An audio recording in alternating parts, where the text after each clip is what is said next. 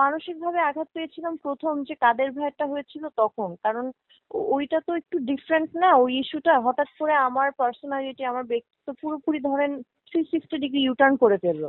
মানুষ আমাকে যেভাবে দেখতো, একজন লেখক হিসাবে দেখতো, কিংবা আমার কথাবার্তায় আমাকে ব্যক্তিত্বশীল একজন মানুষ মনে করতো, টোটালি ওভারনাইট কিন্তু জিনিসটা মানুষের ওয়ে অফ থিঙ্কিং অনেকেরই কিন্তু চেঞ্জ হয়ে গেছে। কারণ আমরা তো শিল্পী, আমাদেরকে মানুষ সেভাবেই দেখবে যেভাবে সাংবাদিকরা হচ্ছে পোর্ট্রেট করে। আপনি যদি আমার ব্যাপারে দুটো খারাপ কথা লেখেন, মানুষ ভাববে যে আচ্ছা মানুষটা অবশ্যই খারাপ। আপনি আমাকে, আমি ধরেন অনেক পাপ করে বেড়াই, কিন্তু আপনারা সবাই লিখলেন যে আমি অনেক ভালো, মানুষ কিন্তু আমাকে ভালোই বলবে। তো স্বাভাবিকভাবেই একটুখানি খারাপ লেগেছিল, এবং তখন কিন্তু আমি ফাইন্ড আউট করেছি যে প্রথম এই নিউজটা কে করলো, এবং তার নাম ধরেই কিন্তু আমি জিডি করছি। আমি আইনের আশ্রয় কিন্তু সবার বিরুদ্ধে যাইনি। একদম সর্বপ্রথম যেই কাজটা করছে, তো সে কোনো সূত্র ছাড়া, কোনো প্রমাণ ছাড়া, আমি যদি সত্যি সত্যি কখনো মন্ত্রীপাড়ায় যাই, ডেফিনেটলি মন্ত্রীপাড়ার রেকর্ড বুকে আমার নাম থাকবে।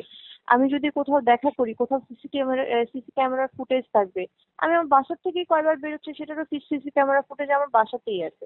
আবার এখন যে যুগ, আমি যদি আপনার সাথে কথা বলি 1 মিনিট, সেটারও আপনার কল রেকর্ড থাকবে।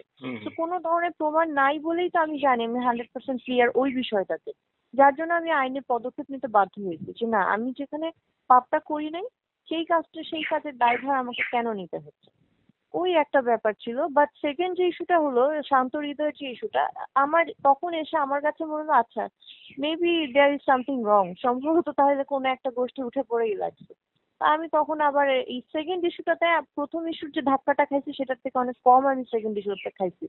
বাট এইটাতে আমি সারপ্রাইজ হয়েছি, মানে আমি জানি না নামগুলো হুট করে কোত্থেকে কিভাবে চলে আসছে। সিনেমা থেকে আমি একটু আগে থেকেই দূরে আছি। রিজন হচ্ছে কি, আমার তো গত প্রায় 6-7 মাস ধরেই আমি দূরে আছি। ইভেন রোজার ঈদ, কোরবানি ঈদে অসংখ্য, মানে আমি তো আগে প্রোগ্রাম গুলোতেও যেতাম, ঈদের সময় তো প্রোগ্রাম থাকে তারকা প্রোগ্রাম গুলোতে। এবার রোজার ঈদে, কোরবানি ঈদেও আমাকে বহু জায়গা থেকে বলা হয়েছে, আমি আসি নাই। আমি একটু ক্যামেরা থেকে কিন্তু দূরে আছি। ইভেন দেখেন নর্মাল ইন্টারভিউ আমি সাধারণত দিচ্ছি না। এই যে এত বড় বড় ঘটনা গেল, আমাকে একটা অনেকগুলো জায়গা থেকে ডাকা হয়েছে এই বিষয়ে কথা বলার জন্য। আমার সামহাও আমি ক্যামেরা থেকে একটু দূরে আছি অন্য রিজনে।